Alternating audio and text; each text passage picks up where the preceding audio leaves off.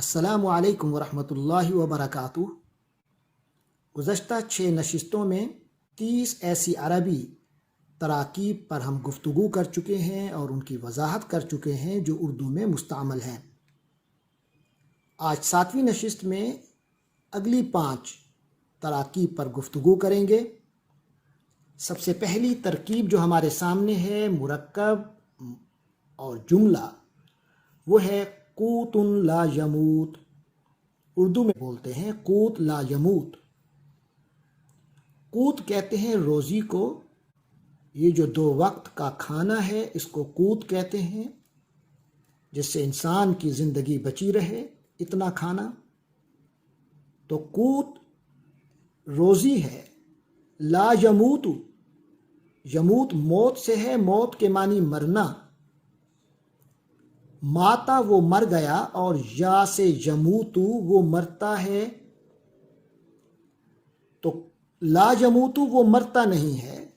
قوت لا یموت یعنی یہ ایسی روزی ہے، اتنی روزی اسے مل جاتی ہے کہ وہ مرے گا نہیں، اس سے وہ مرتا نہیں ہے، یعنی بس 2 وقت کا کھانا بمشکل کما لینا۔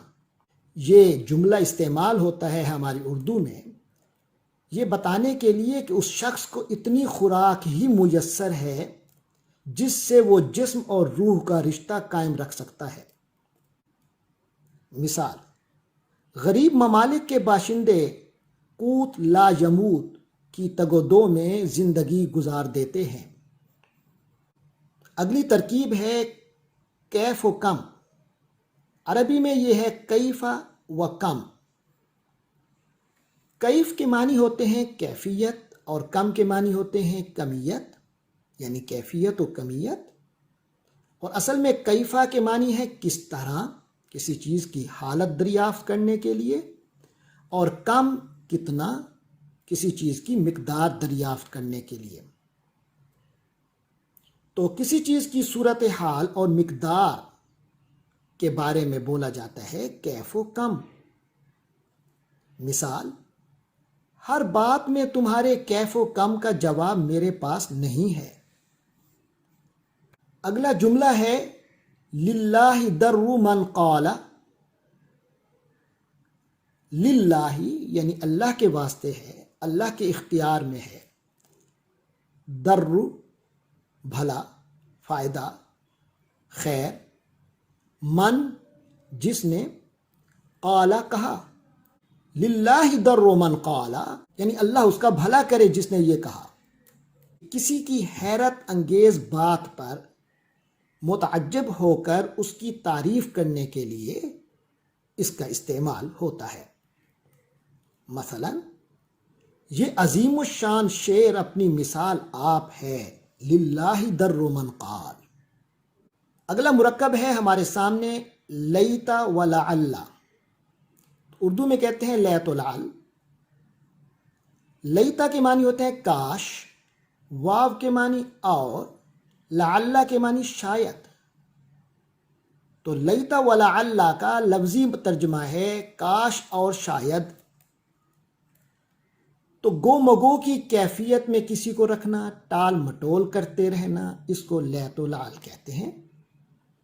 جیسے جب بھی اس کے ذمے کام لگاتا ہوں وہ لیت و لعل کرنے لگ جاتا ہے۔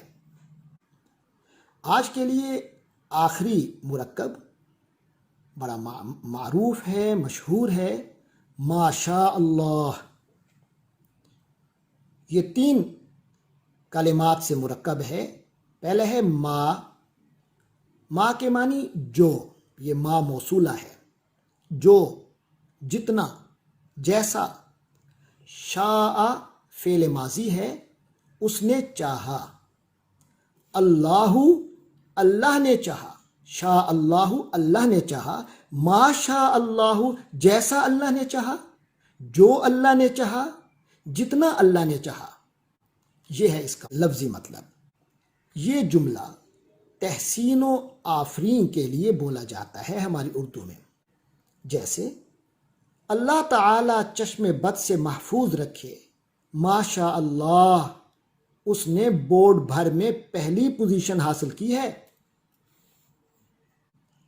انشاءاللہ باقی عربی تراکیب کی وضاحت ہم اگلی نشستوں میں کریں گے۔ اجازت دیجیے۔